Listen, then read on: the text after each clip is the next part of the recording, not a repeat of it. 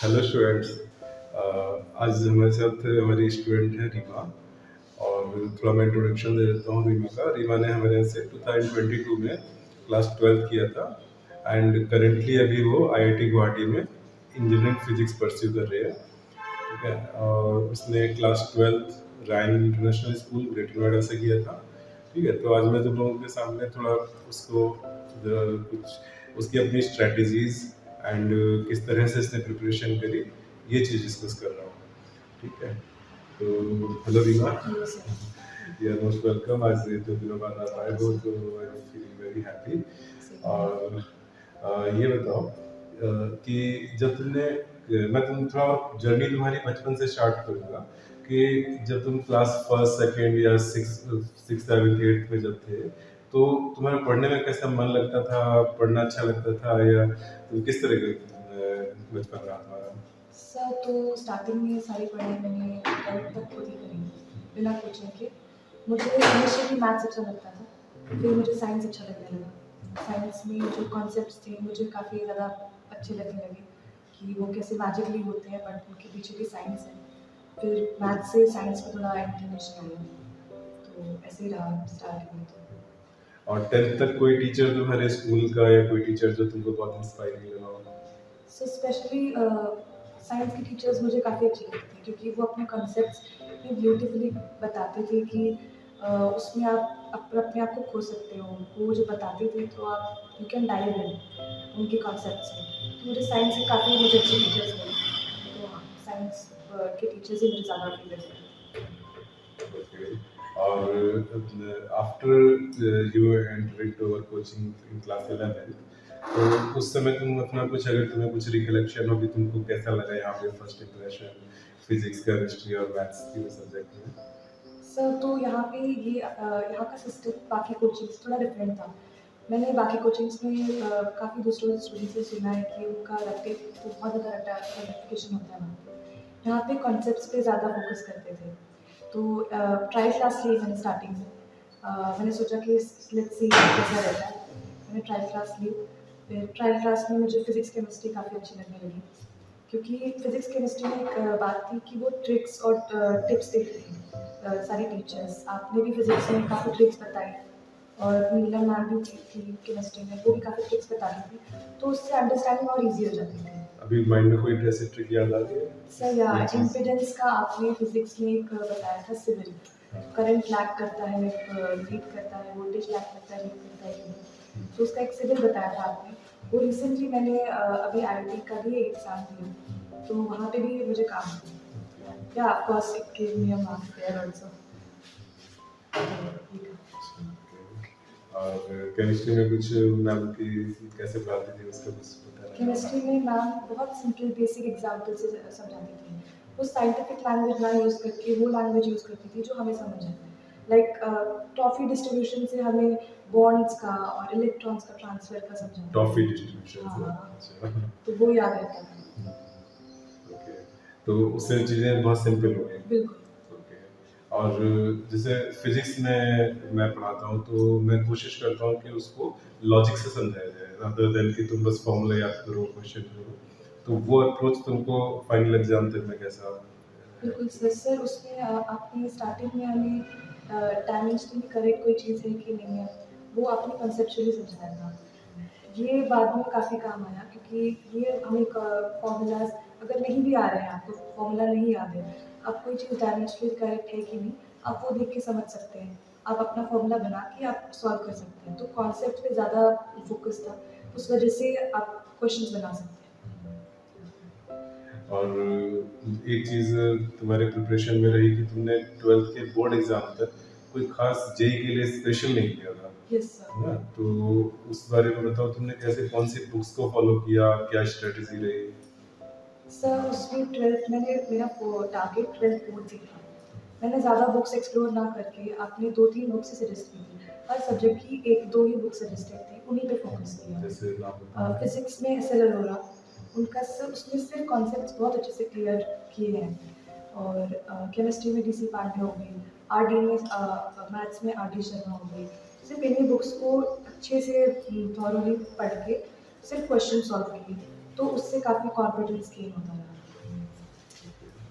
और फिर फाइनली तुमने जब बोर्ड एग्ज़ाम दिया, तो ड्यूरिंग द बोर्ड एग्ज़ाम जैसे बच्चों को लगता है कि जेईई की प्रिपरेशन अलग तरह से होती है, बोर्ड की अलग तरह से होती है। तो तुमने स्पेशली बोर्ड की प्रिपरेशन के लिए क्या फ़ॉलो किया?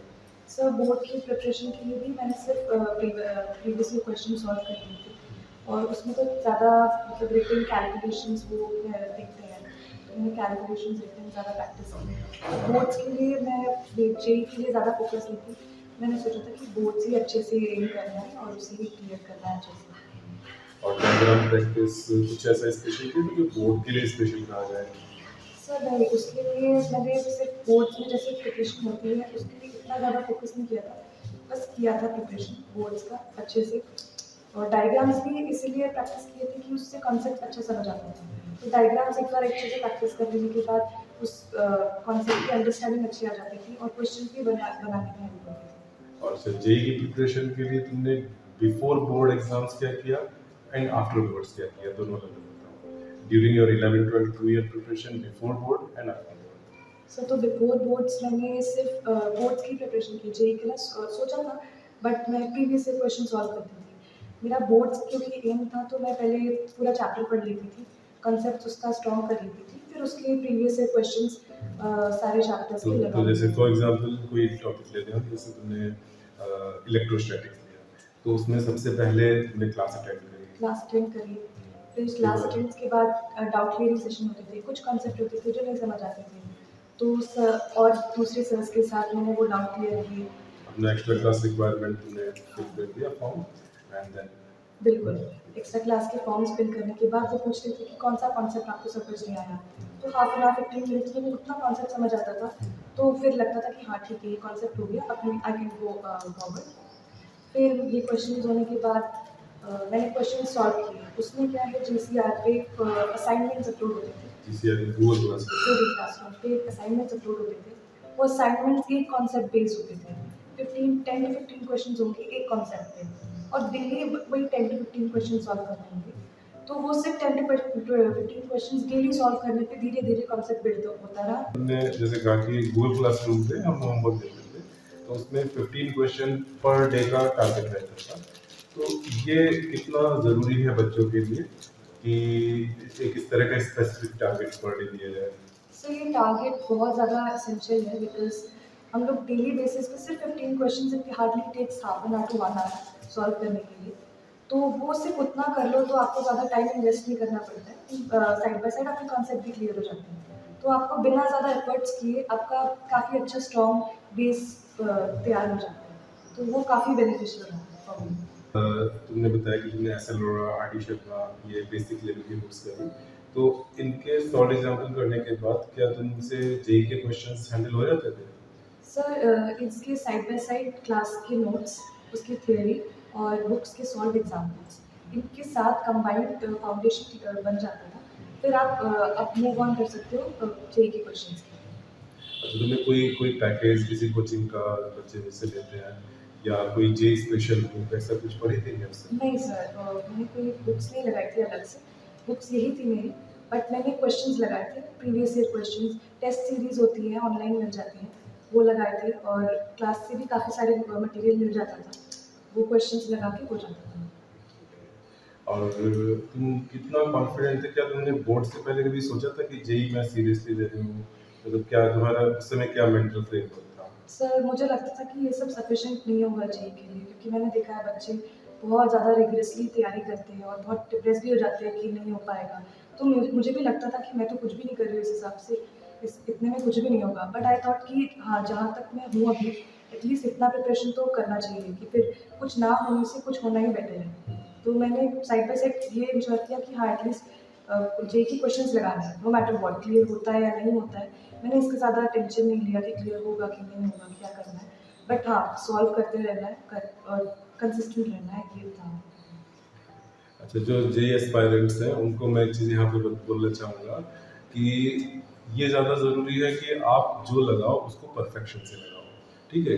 आप क्या चीज़ लगा रहे हो, क्या नहीं लगा रहे हो, वो इतना इम्पोर्टेंट नहीं है। कई बार बच्चे होते हैं सब कोचिंग्स के पैकेज लेकर रख लेंगे, ठीक है? बहुत सारी रेफरेंस बुक्स खरीद के रख लेंगे, लेकिन रीमा ने केवल मैथ में आर डी शर्मा एनसीईआरटी, ठीक है, फिजिक्स में एस एल अरोड़ा और केमिस्ट्री में आई थिंक ओनली एनसीईआरटी, केवल इतना, लेकिन इसको परफेक्शन से किया, ठीक है। उस समय उसको नहीं पता था कि ये मेरा इससे क्या सक्सेस मिलेगी नहीं मिलेगी, लेकिन जो इसने किया परफेक्शन से किया, ठीक है।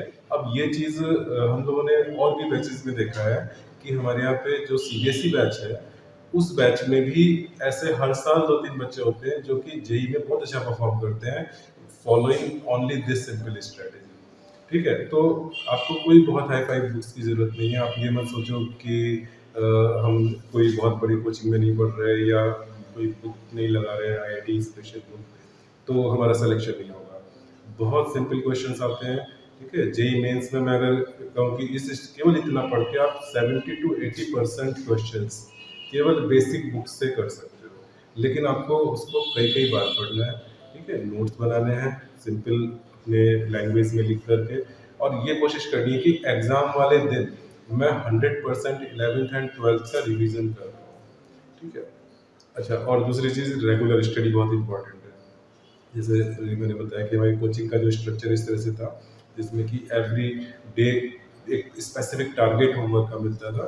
तो इस तरह से आप अगर करते हो डेली, आप 15 क्वेश्चन 10 क्वेश्चन और ऑनेस्टली लगाना है, सॉल्यूशन देख के खुद से लगाना है, ट्राई करना है, नहीं हुआ तो फिर सॉल्यूशन देख के उससे सीखना है, ठीक है। ये नहीं कि आप बस क्वेश्चन पढ़ो और सॉल्यूशन देखो, ठीक है, उससे कोई बेनिफिट नहीं होगा, ठीक है। अच्छा, अब हम लोग आते हैं जेई एडवांस की प्रिपरेशन पे, ठीक है। अब तुमको अभी आप लोगों को पता लग गया इस तरह से कि अप टू सीबीएसई बोर्ड ये प्रिपरेशन किया रीमा ने, अब उसके बाद क्या किया, मैं बताओ जरा सीबीएसई बोर्ड के बारे में। सर तो सीबीएसई बोर्ड के बाद जेई मेंस हो गए थे दोनों तब तक, और जेई मेंस में क्लियर हो गया था। जेई एडवांस की तैयारी करनी थी, तो बस हार्डली 1 मंथ जेई एडवांस के लिए, and I had no time to prepare for more material. अच्छा, तो अभी अभी तक उन्होंने डिस्कस किया कि जेई मेंस की प्रिपरेशन हम लोगों ने कैसे करी, ठीक है। आफ्टर जेई मेंस रीमा ने किस तरह से प्रिपेयर किया वो पूछते हैं। सर तो जेई मेंस के बाद JEE mains got cleared and I was selected for advance. Advance के लिए हार्डली 1 मंथ था, so I had no time to prepare for more material, और कुछ मेरे पास टाइम नहीं था कि मैं कोई और नया चैप्टर पढ़ने का कंसेप्ट करूँ। मेरे काफ़ी कुछ एक चैप्टर्स वीक थे, बट हाँ 60 to 70% मेरा अच्छा स्ट्रॉन्ग बन गया था।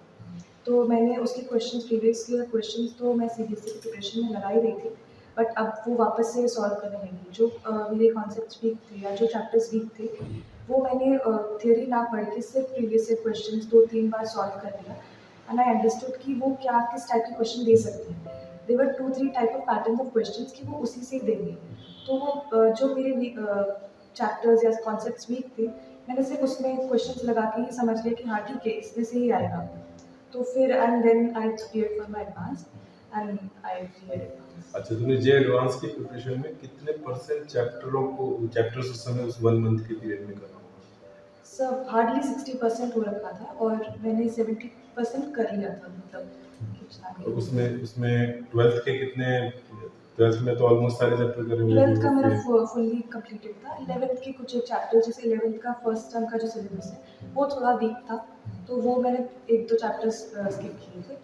12th कंप्लीट था, 11th का तो सेकंड उस हाफ। ड्यूरेशन में तुमने बस पीवाईक्यूज लगाए हैं जे एडवांस के, हाँ और थ्योरी के लिए क्या कोचिंग के नोट्स कितना सफिशिएंट थे एडवांस के पर्पस सर, से। थ्योरी के लिए मैंने कोचिंग के नोट्स ही रेफर किए थे। कुछ एक कॉन्सेप्ट्स जो मैं भूल गई थी या फिर वापस से रिविजन की ज़रूरत थी, एक बार नज़र मार के फिर आप क्वेश्चन सॉल्व कर सकते थे, ऐसा था। देखो, मैं यहाँ पे एक पॉइंट बोलना चाहूँगा कि रीमा ने हमारी सीबीएसई की क्लासेस अटेंड करी थी, जेई की उस समय नहीं करी थी, ठीक है। तो उसमें मैंने जो पढ़ाया जे एडवांस लेवल का नहीं पढ़ाया था, लेकिन उसके बावजूद केवल सीबीएसई के कॉन्सेप्ट्स को स्ट्रॉन्ग करके भी रीमा ने आईटी जेई एडवांस क्लियर किया, ठीक है। तो दिस इज एन एग्जांपल कि आपको बहुत हाई फाई चीज़ों की ज़रूरत नहीं है, ठीक है। एक एवरेज बच्चा भी जे एडवांस क्लियर कर सकता है, बेसिक चीज़ों को कैटर करके, उनको अच्छे से प्रिपेयर करके, ठीक है।